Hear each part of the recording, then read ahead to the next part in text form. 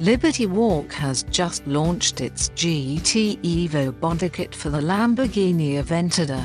The GT EVO kit is the last bodykit that Liberty Walk will offer, and just 20 examples of the kit will be manufactured. The kit transforms the look of the Aventador and starts up front with an all-new bumper, sporting revised air intakes and a lowered front splitter. The front wheel arches comes with aerodynamic louvers and an aggressive new hood.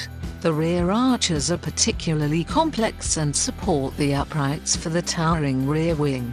A set of matte black wheels make the car stand out even further. The Aventador GT EVO's rear features a pronounced diffuser.